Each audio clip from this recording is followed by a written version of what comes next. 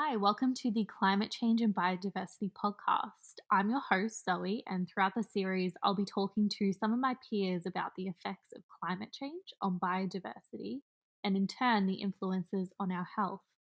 The purpose of this podcast is to increase the awareness and understanding of climate change and its impacts. Today, I'll be sitting down with Sam and we're going to discuss the impact of agriculture on biodiversity.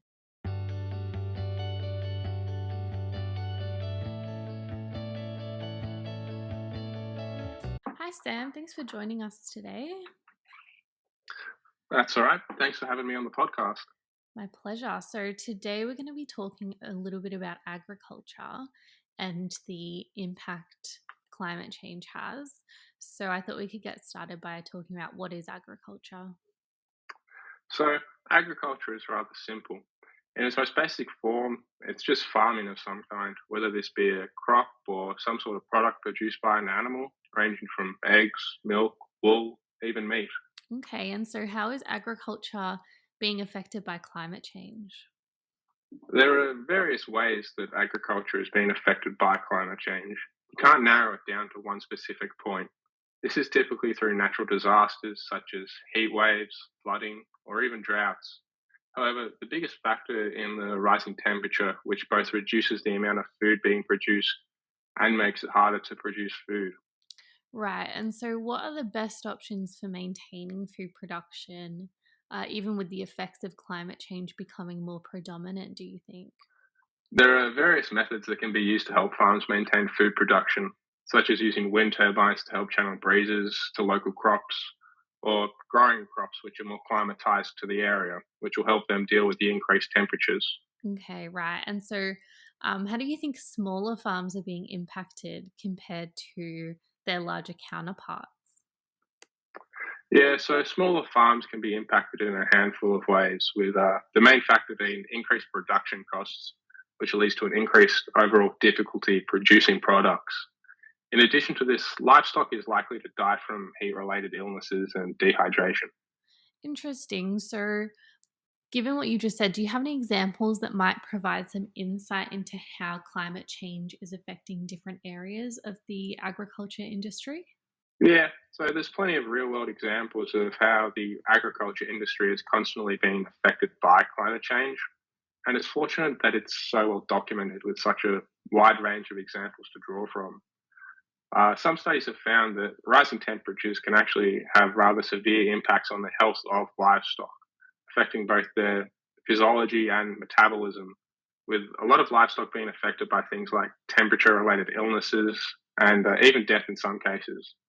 On top of this, animal related products like milk and eggs have their quality reduced overall, meaning they're less nutritious. But livestock isn't the only thing affected by climate change, as crops also have the potential to be impacted by the effects of climate change. As a study based in China found that due to the increased frequency of droughts and heat waves, crops would have more difficulty growing, and this will eventually lead to an overall decrease in crop yield, meaning that there'd be less food made available. And will this have an impact on people's health, do you think? Yeah, of course. Like I was saying before, most farms will have difficulties producing and maintaining their crops and livestock.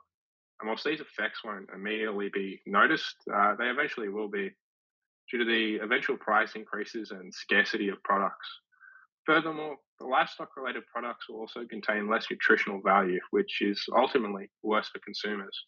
What about the impacts on farms and how they deal with the rising temperatures of climate change? Great question. Uh, Livestock will definitely be heavily impacted, as products related to them will be smaller and have less nutritional value overall. And there'll be a yield reduction as well. However, it's not all bad, as through research, scientists have figured out that some crops have better growth with higher temperatures. And this information can be utilized in indoor farms.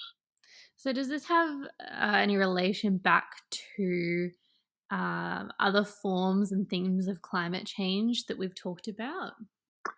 Yeah, of course. Climate change is a worldwide issue. Many of the effects brought about it are interconnected and related to one another. These can be things like the frequency of natural disasters, like droughts increasing due to climate change, which creates more difficulty for farms due to increased costs of water or other disasters such as cyclones and tornadoes having the potential to completely destroy a group of crops or livestock. This also links back to malnutrition and food security, as less food will be made available and it will be harder to come by. Okay, and I thought we could just wrap up by talking about how we can address these issues caused by climate change on our agriculture industry. Sure. Farmers can do a variety of things to help reduce the effects of climate change, such as using irrigation strategies to conserve water, increasing the health of the soil being used, and using renewable energy. Even people at home can help when buying seasonal produce and supporting local grocers.